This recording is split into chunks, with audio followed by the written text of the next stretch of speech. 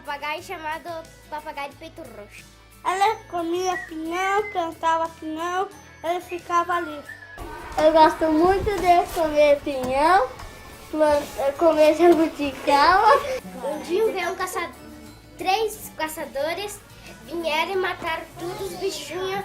Sobreviveu um papagaio só. Veio um caçador e pegou, atirou nas asinhas dele e machucou. O papagaio de peito roxo, ele é um animal que não faz mal pra ninguém.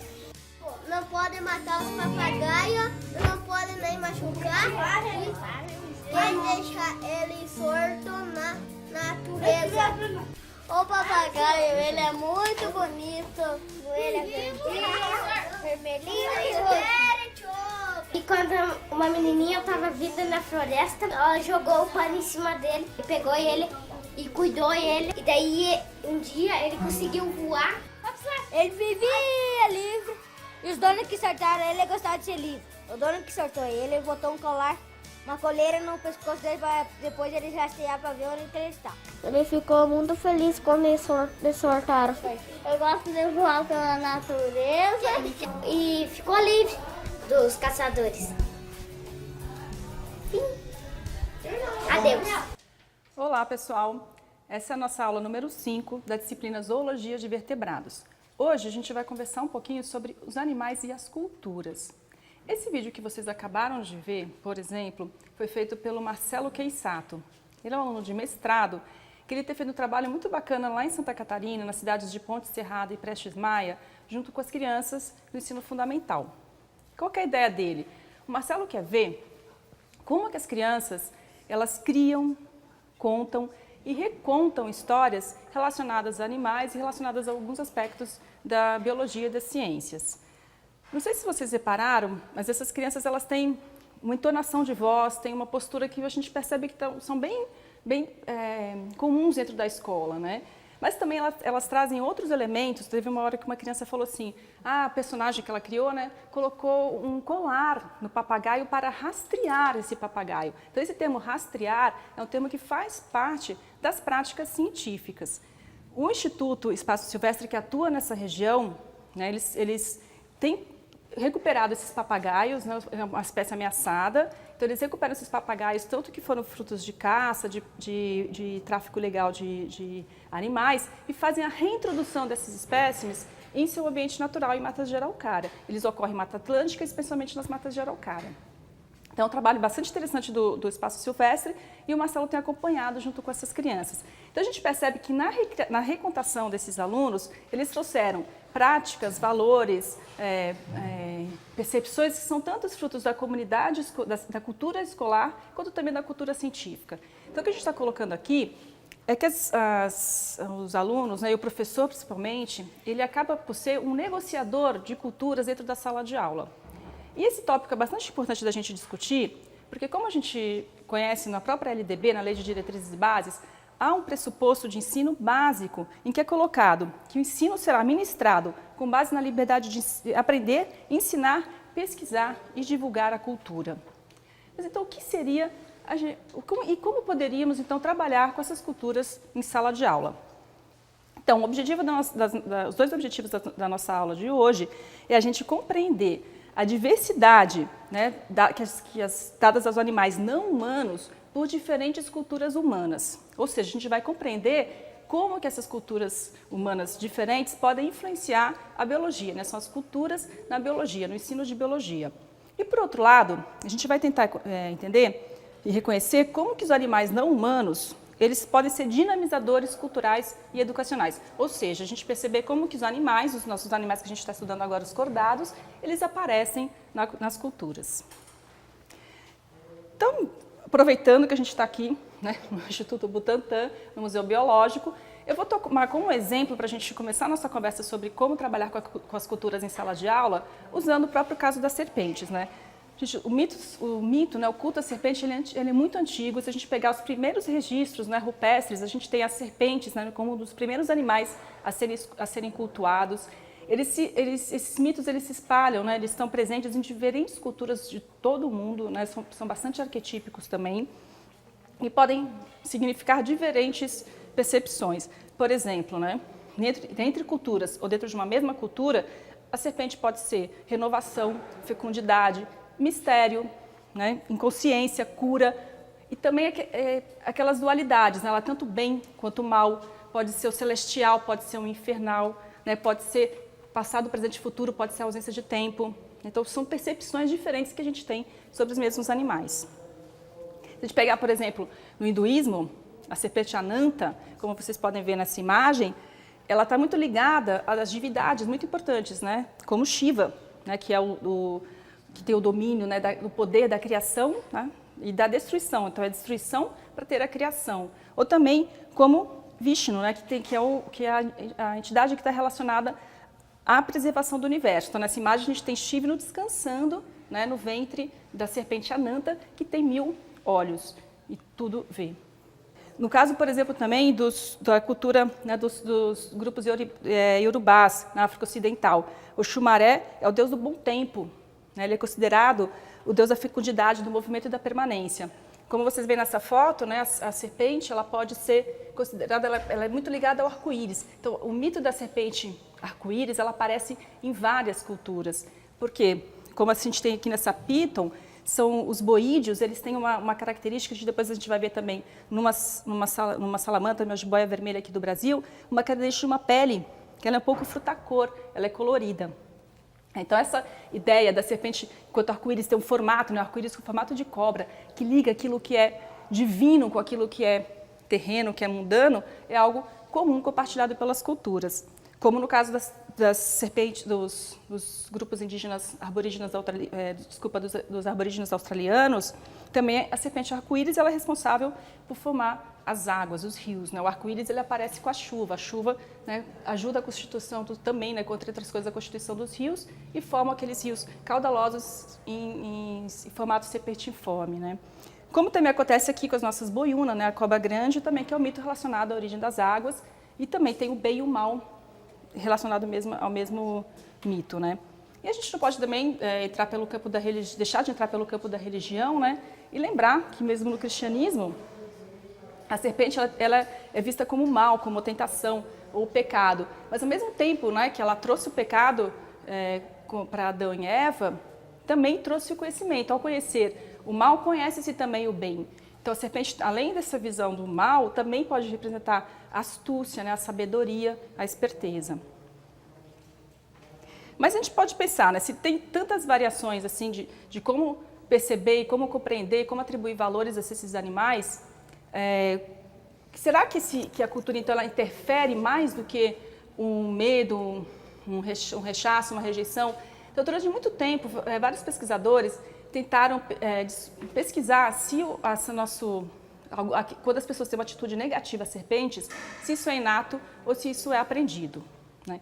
Então, se a gente vai encontrar na década de 70, 80, muita gente falando, nossa, a gente tem um medo inato a serpentes, não tem o que fazer, enquanto outros vão falar, não, isso é uma construção cultural também. Hoje em dia, essa pergunta, essa dualidade entre o que é inato, o que é aprendido, ela já não faz muito mais sentido, né? Porque mesmo biólogos, psicólogos, antropólogos, já tem percebido que a gente tem uma relação, né, do gene. O gene ele não atua sozinho, ele não vai definir comportamentos ou fenótipos sozinho, mas sim interação com o ambiente. Então, obviamente, existe um quesito inato, mas também existe um quesito cultural e ambiental que interfere nas nossas relações com os animais. Mas então, quais seriam essas influências, né, culturais? Então, já que a cultura interfere na nossa percepção sobre o mundo, como que isso se dá no caso desses animais que a gente está falando, as serpentes, né? Eu trouxe para vocês aqui um artigo de pesquisadores turcos e eslovenos que eles foram olhar nos seus países, né? Então é uma ideia de fazer um cross-cultural, né? Um trabalho por várias culturas, então eles foram olhar comparando como que os turcos e os eslovenos percebem as serpentes. Então eles têm um questionário, é um questionário para averiguar a atitude que as pessoas têm em favor das serpentes, ou não, né, ou contra as serpentes, em relação à faixa etária. Então, eles nesse caso, né, eles investigaram jovens de 17 a 24 anos. E o que eles viram? Quais seriam os parâmetros da cultura que influenciariam a percepção sobre os animais? Então, um primeiro ponto que eles viram era o país. Né? tanto os turcos investigados quanto os eslovenos, eles possuíam medo em relação a esses animais. Mas os turcos entrevistados, eles eram mais interessados em biologia de serpentes e também possuíam mais atitudes naturalísticas, que pode estar relacionado, pelo que os autores concluíram, com o processo educativo e de divulgação científica muito forte dentro desse país. E também os turcos eles tinham mais mitos e lendas em relação a esses animais. Um outro critério também que eles colocaram, que poderia influenciar neste caso, tá, gente, nessa amostra, era o gênero dos entrevistados. As mulheres tendiam a ter mais medo das serpentes do que os homens. E também o fato, olha só, de ter pets em casa. Então, as pessoas que possuíam cachorros e gatos em casa tinham uma maior propensão a ser favorável às serpentes, ter uma atitude mais positiva às serpentes, que é o que eles colocam como uma biofilia, uma empatia aos animais não humanos. E um quarto elemento seriam os estudos. Aqueles jovens que participavam, que faziam biologia, eles eram mais interessados e mais positivos em relação ao grupo. Mas a gente pergunta, se ele já é biólogo, é provável que ele já tenha interesse, ou é o fato dele estudar biologia e conhecer mais esses animais que faria com que ele tivesse mais atitudes positivas em relação às serpentes, né? Então, a pergunta é, será que a gente conhecer mais, ter mais conhecimentos morfológicos, taxonômicos, nos ajudam, né, potencializam a nossa atitude em favor de animais que não sempre são muito bem aceitos? Então, se a gente está questionando, será que a escolarização nos ajuda? Então, eu trago aqui um outro trabalho, que é um trabalho agora de uma equipe da Eslovênia, que eles foram pesquisar entre alunos, tanto do 7º ano, do 9º ano, e alunos que já estavam na universidade, nesse caso fazendo biologia, para ver se ao longo da escolarização havia uma tendência em cada vez mais, né, por ter mais conhecimento, do sujeito se ficar mais favorável. O que eles viram? Que embora uma pessoa se torne mais experiente, ela saiba mais ao longo do processo da escolarização, isso não necessariamente vai estimular, vai trazer uma vontade de agir em favor desses animais. A gente fala, então, mas então, qual o papel da escola nesse sentido, né? Se ao longo da escolarização não tem modificação, qual o papel? Mas vamos lembrar aqui, gente, que a gente está falando especificamente de conhecimentos morfológicos e taxonômicos. A gente está numa esfera dos conteúdos conceituais, a gente está numa esfera mais cognitiva. E se a gente lembrar de Vygotsky e vários outros pesquisadores que falam para a gente, espera aí, mas outra dimensão é importante, né? É importante também que, para além de uma dimensão cognitiva, a gente também trabalhe com uma dimensão afetiva para termos uma outra dimensão conativa. O conativa significa a dimensão do agir, né? De atuar no mundo.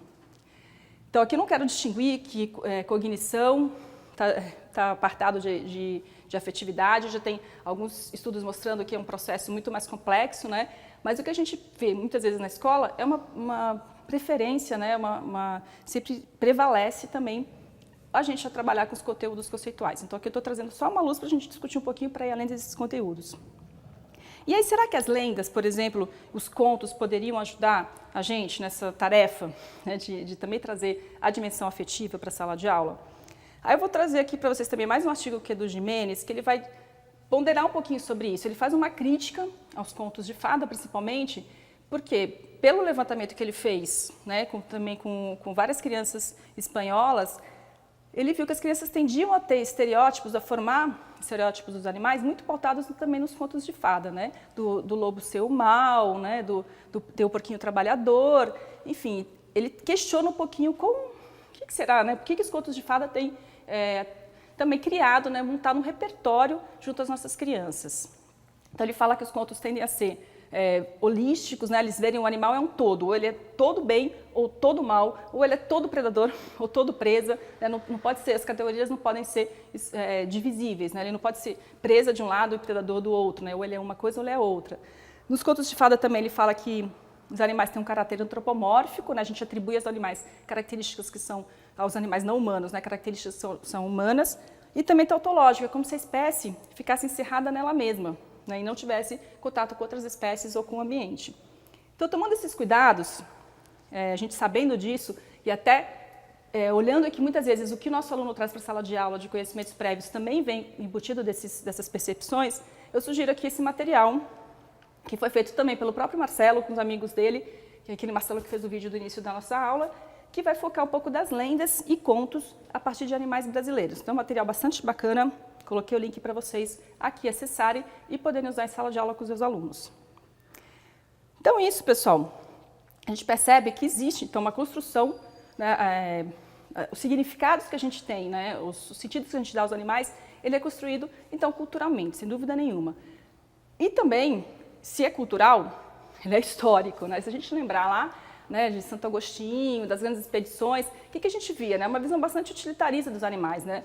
A gente dividia animais úteis, animais nocivos, animais indiferentes ao homem, né? Na visão do homem como a referência para isso, ou também nas grandes expedições, né, que os navegadores saíam à caça de outros animais exóticos que até então não faziam parte do cotidiano europeu. Então, essa visão, né, do animal não humano a serviço do ser humano, ela é histórica. E a gente romper com essa lógica não é fácil. Então, é por isso que a gente traz essa perspectiva de trabalhar as diferentes culturas humanas dentro da nossa aula de biologia ou de ciências para tentar alterar as percepções que a gente tem acerca dos animais. E uma outra forma também da gente trabalhar culturas, então esse é o primeiro eixo, né? Lembra que eu falei para vocês, de como as culturas interferem no ensino de biologia ou ciências. Agora vamos para outro eixo, que é entender como que os animais estão presentes na cultura. A gente sabe, né, o animal faz parte da nossa alimentação, do nosso vestuário, do trabalho, né? A gente utiliza animais de carga, faz parte também do nosso lazer, né, como a pesca esportiva, enfim, outros esportes, faz parte do entretenimento, né? Eles estão no cinema, estão na literatura, enfim, na pesquisa científica. Mas eu queria chamar a atenção aqui de um grupo especial, né, uma forma especial da gente ver os animais, que eu estou chamando aqui de animais na indústria cultural. O que eu quero dizer com a indústria cultural? Estou falando também nessa produção artística, né, ou cinematográfica, enfim, que seja, mas que tem um cunho comercial, né, com viés comercial. Então, se a gente pegar, por exemplo, é muito comum em filmes, enfim, em materiais convidativos ao público, a gente encontrar imagens como essas, dos dinossauros ferozes, né, tenebrosos, muito violentos. Só que eu acho bacana a gente pensar, por exemplo, numa postura como essa, do livro All Yesterdays, que também são dois paleoartistas que falam, peraí, gente, a gente reconstrói esses animais a partir de um modelo nosso. A gente não conhece, a gente não sabe como esses animais eram. Então, a partir do conhecimento científico, os paleoartistas vão elaborar, né, como esses animais seriam. Então, a gente poderia, por exemplo, representar, como aqui no All Yesterdays, o Tiranossauro Rex dormindo dessa forma, muito mais amigável, né, do que como normalmente o Tiranossauro Rex é retratado. A gente tem na grande mídia, por exemplo, uma tendência histórica também em ser um pouco mais antropocêntrica, né? Um pouco mais voltada para o especismo, né? Mais especista. O que significa isso? É um olhar mais para o ser humano. Então, notícias como essa, né? Veneno de aranha pode gerar remédio para a disfunção erétil. É muito comum a gente encontrar que o animal serve para isso, né? Ele vai ser útil para a gente fazer tal coisas. Mas a gente tem visto também uma nova mídia que vem emergindo aí, que é uma mídia alternativa, em que tem uma nova proposta. Vamos olhar então para um olhar mais biocêntrico, mais pautado no animal, né? E não tão especista.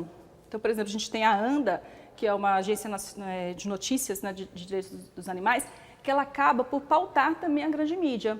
Então, a gente vê agora, né, essa separação grande mídia, mídias alternativas, ela está muito mais fluida, né? A gente vê outros espaços sociais, outros contextos sociais também produzindo conhecimento e levando isso para as mídias tradicionais. E aí, por que eu trouxe a indústria, né, cultural, e em especial as grandes mídias? Porque eu acho que é uma ferramenta muito interessante para ser trabalhada em sala de aula. Então, a gente vê como que a mídia aborda diferentes assuntos, né, e trazer as polêmicas que estão expostas ali é algo bastante rico para o aluno. Então, eu trouxe aqui para vocês exemplos bem rápidos sobre os temas controversos e o ensino. O que eu estou chamando de temas controversos? São aqueles temas que não necessariamente eles são polêmicos dentro da academia. Os cientistas podem estar até um pouco de acordo entre eles sobre aqueles temas, mas quando eles ganham a sociedade, eles se tornam controversos. Então, é um exemplo a experimentação animal, né? Se por um lado, né, se defende que é importante a gente utilizar os animais para fazermos as nossas pesquisas, né? Desenvolvemos, por exemplo, novos fármacos para o câncer, para doenças que têm acometido o ser humano. Por outro lado, os defensores, os ativistas vão falar, peraí, mas tem um direito animal, direito dele à vida, independente daquilo que vai ser obtido, tem um direito dele que é intrínseco ao animal. Então esse é um tema bastante polêmico que a gente pode discutir em sala de aula. Um outro tema controverso que eu queria trazer aqui é sobre essa ideia do patrimônio, né, das nossas tradições, das nossas culturas, né, tradicionais. Então, por exemplo, a vaquejada, o rodeio, são práticas, né, já bastante tradicionais, em que muita gente vem se colocando contra porque pode ferir o bem-estar animal. Então, a gente tem agora a PEC da vaquejada, que foi aprovada no ano passado, permitindo que fossem realizadas as manifestações culturais de cunho imaterial, né, nosso patrimônio imaterial, que é aquele patrimônio intangível, e desde que não haja maus tratos aos animais. Também é um tema que gera bastante debate. E, por fim, para a gente terminar, já que a nossa aula é sobre cultura, a gente não poderia deixar aqui de falar, será que os animais têm cultura? A gente está falando sempre em relação aos animais não humanos, como que eles interferem na cultura humana, ou como a cultura humana é dinamizada pelos animais não humanos. Mas os animais têm cultura, os animais não humanos? A gente não vai conseguir fazer essa discussão aqui hoje, então também a gente vai deixar para vocês 2 artigos aqui que valem a pena serem lidos e que vão trazer à baila um pouco o que é a cultura, né, como que a gente pode trabalhar isso também em relação a essa discussão. Né? Então, para a gente ter um consenso se animal tem cultura ou não, a gente tem que definir primeiro o que é cultura. Então, não deixem de ler esses artigos, são bastante interessantes. Obrigada para vocês, espero que vocês tenham visto, né, esses 2 eixos da gente trabalhar a cultura, tanto pelo lado das culturas na biologia, quanto da biologia nas culturas, e que a gente traga algumas discussões para que vocês possam levar depois para a sala de aula. Até a próxima!